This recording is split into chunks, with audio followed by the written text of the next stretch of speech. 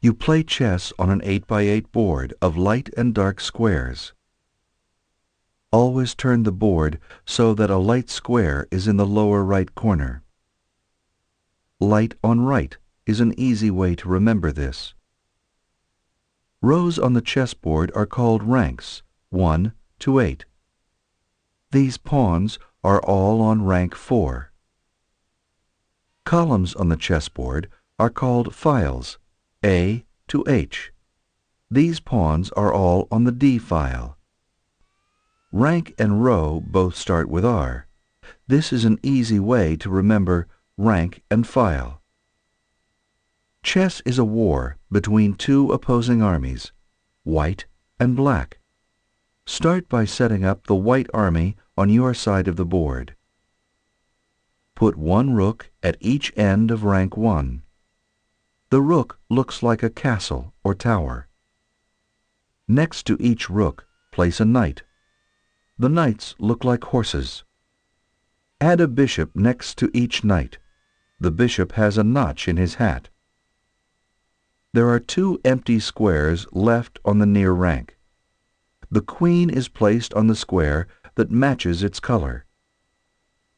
Queen on color is an easy way to remember where the queen goes. White queen on a white square, or the dress matches the shoes. The king goes on the last empty square.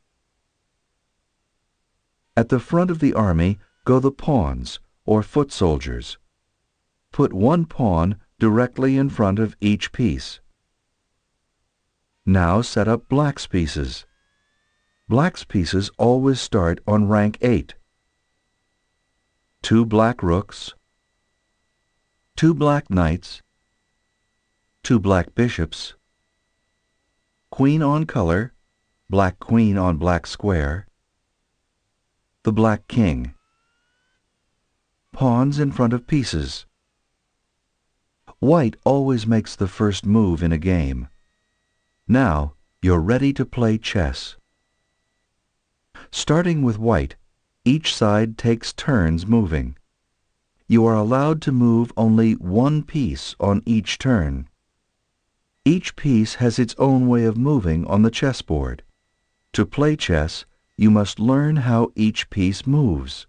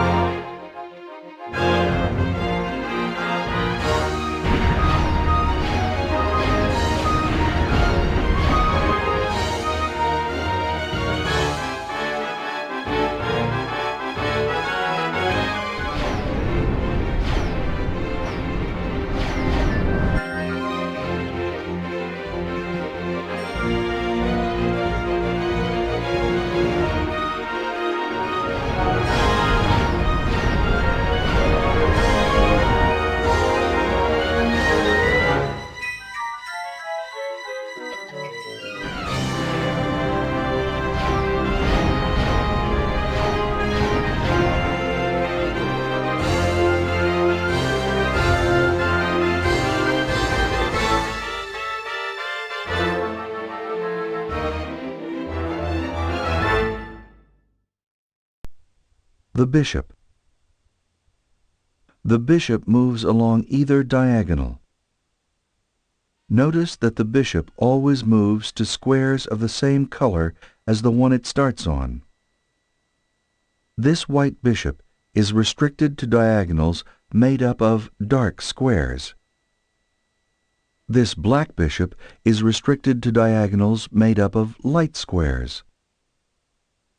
Each side begins the game with two bishops, one that moves on light squares and one that moves on dark squares. White's dark diagonal bishop, white's light diagonal bishop, black's light diagonal bishop, black's dark diagonal bishop. Like the queen, the bishop cannot move over another piece. Here the black rook blocks the white bishop from reaching b5 and a6. As usual, if the blocking piece belongs to the opposing color, the bishop can capture it simply by moving to that square. Bishop takes rook. Because it attacks fewer squares and is restricted to light or dark squares, the bishop is a weaker piece than the queen or rook. Castling is a special move involving the king and either rook. Castling moves two pieces. First, move the king 2 squares toward the rook. Then put the rook on the other side of the king. You can castle with either rook. Here the king castles with the other rook. If the king moves toward the nearer rook, on the king's side of the board, it is called castling kingside, written O-O. If the king moves toward the other rook on the queen's side of the board, it is called castling queenside, written O-O-O. To be legal, the king and rook must not have moved from their starting squares. The squares between the king and rook must be unoccupied. The king cannot be in check. And the square that the king passes over cannot be under attack. Of course, the king can never be moved into check, so the destination cannot be under attack either. It is usually a good idea to castle early in the game, as it protects the king and gives the rook a chance to control the center files. If it's your turn to move, and your king could be captured on your opponent's next move, you are in check. Check. Here the white queen threatens to capture the black king, so black is in check. If your king is in check, your very next move must remove the threat. There are 3 ways to remove a threat to your king. 1. Move your king to a square that is not under attack by your opponent. Or 2. Capture the threatening piece with one of your pieces. Or 3. Block the threat by moving one of your other pieces. If you cannot move, capture, or block, you are checkmated, and you lose the game. Here is a very simple example, known as the fool's mate. Checkmate, black wins. White cannot move the king out of check, capture black's queen, or block the black queen's attack on e1. So, white is checkmated, and black wins. The object of the game is to checkmate your opponent while avoiding checkmate yourself. By the way, you are not allowed to move into check. In other words, you cannot make a move that lets your opponent capture your king. For example, the white king cannot move to e2, d2, or f2. All those moves would let black's rook capture the white king immediately. White would be giving up by making such a move. If you are certain that you cannot win, you may resign rather than wait for your opponent to checkmate you. This says to your opponent, "Okay, you win." The king is the most important chess piece. If you checkmate your opponent's king, you win. If your king is checkmated, you lose. In a checkmate, the king is not captured. Instead, you win if you could capture your opponent's king on your next move, and there is no move your opponent can make to prevent that from happening. After seeing how the other pieces move, you will return to the subject of checkmate. First, look at how the king moves. The king can move one square in any direction. The ghost kings show the squares to which this white king can legally move. Important rule number 1. You may never move one of your pieces, even the king, to a square occupied by another of your pieces. For example, the white king on E2 can move to every square except F2, which is occupied by another white piece, a pawn. Important rule number 2. If an opposing piece occupies a square to which you can move, you can capture the opposing piece by moving to that square and removing your opponent's piece from the board. For example, the white king can capture the black pawn on E3 because the white king can move to that square. King takes or captures pawn. Although the king is the most important piece, it is also one of the weakest because it can't move very far in a single turn. To win the game, the king must rely on the rest of his army. The knight. The knight makes L-shaped moves, 2 squares along a rank or file, and then 1 square at a right angle. For example, 2 squares along rank 4, and 1 square at a right angle along the B file. It could also move to B5. Or 2 squares along a file, and then 1 square along rank 5. It could also move to A5. Here are all the squares that a knight on D4 can reach. Notice that the knight always lands on a square of a different color from the one on which it starts. The knight is special. It jumps over pieces. As always, you cannot move the knight to a square containing another piece of the same color, such as B3. But you can capture an opponent's piece on the destination square. Knight takes rook. The knight, like the bishop, is considered less powerful than the queen or rook. Even though it attacks fewer squares than a bishop, its jumping ability makes it a valuable piece. En passant is a special type of capture move for pawns only. You may capture en passant only when your opponent moved a pawn 2 squares forward on the previous move.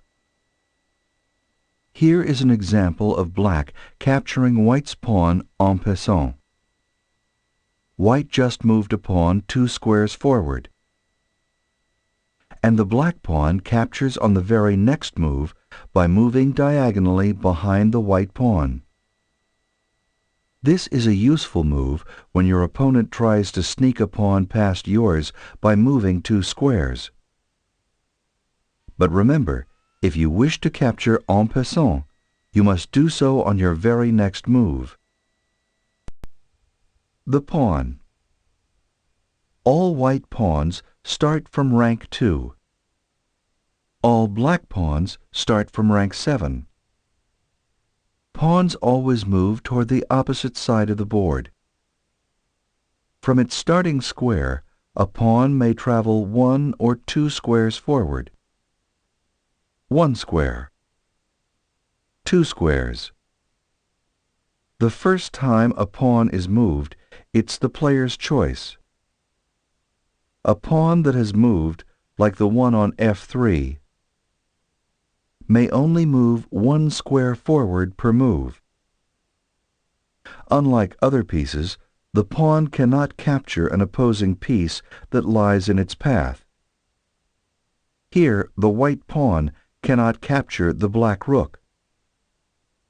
A pawn can only capture a piece on one of the 2 squares diagonally in front of it. Here, the black pawn can capture either the white rook or white knight, but not the white queen. Pawn takes knight. Pawns are the least valuable piece, but don't throw them away thoughtlessly. A single pawn can sometimes mean the difference between winning and losing. When a pawn reaches the opposite side of the board, it must be promoted to a queen, rook, bishop, or knight. Normally, you choose to promote your pawn to a queen. Promoting a pawn to a piece other than a queen is called under-promotion. Here, white under-promotes a pawn to a knight to achieve checkmate. Because of promotion, an opponent's pawn that is unopposed is a dangerous threat. Here the white king is too far away to capture the black pawn. Black can now win the game with ease. Remember, only pawns can be promoted. This makes pawns more valuable than they seem at first glance. A promotion can instantly change the balance of power in a game. By the way, you may promote a pawn to a queen even if you already have one or more on the board. It is possible, but extremely unlikely, to promote all 8 of your pawns to other pieces. The queen. The queen can move horizontally along ranks, vertically on files, or along either diagonal. The queen cannot move over another piece of either color. Here the white queen is blocked by the white pawn on F4 and cannot reach G4 or H4. This black pawn blocks the white queen as well. Like the king, the queen may capture the black pawn by moving to the square it occupies, but no farther. Queen takes pawn. The queen is the most powerful piece because of her ability to attack so many squares simultaneously. The rook. The rook moves horizontally along ranks and vertically along files. The rook cannot move over another piece of either color. Here the white rook is blocked by the black pawn on D6 and cannot reach D7 or D8. When blocked by an opponent's piece, the rook may capture it by moving to the square it occupies. Rook takes pawn. Like the queen, the rook is a strong piece because of its ability to attack several squares simultaneously. A stalemate occurs when the side to move is not in check and all possible moves place that side in check.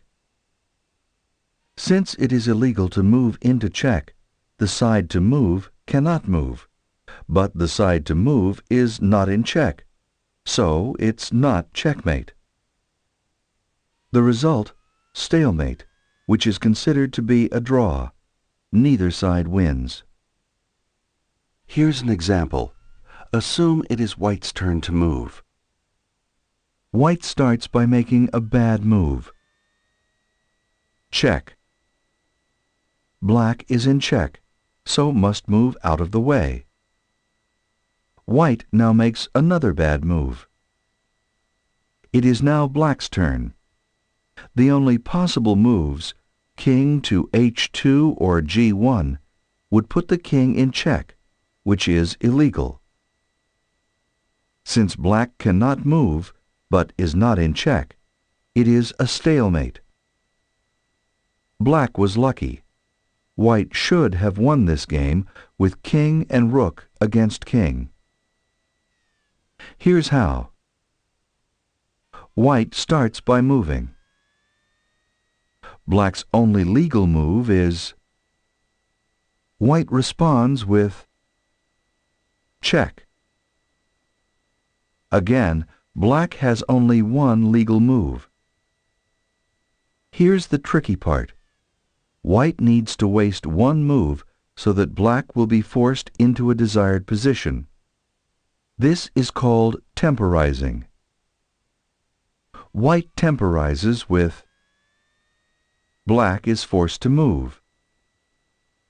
And now White wins with checkmate. A good chess player must understand checkmate and stalemate. In the previous example, Black avoided a certain loss because White did not see the possibility of a stalemate. Here is a quick summary of the chess pieces. Important rule number 1. You may never move one of your pieces to a square occupied by another of your pieces. Important rule number 2. If an opposing piece occupies a square to which you can move, you can capture the opposing piece by moving to that square and removing your opponent's piece from the board. The king moves one square in any direction. The queen moves along ranks, files, and diagonals. The rook moves along ranks and files. The bishop moves along light or dark diagonals. The knight makes L-shaped moves, 2 squares along a rank or file, then 1 square at a right angle. Pawns normally move 1 square towards the opposite side of the board, except when capturing. Pawns move forward, but capture diagonally. All other pieces capture the same way they move. The first time it moves, a pawn may travel 1 or 2 squares forward. Except for special moves, castling, promotion, and en passant captures, that's all there is to know about moving the various chess pieces.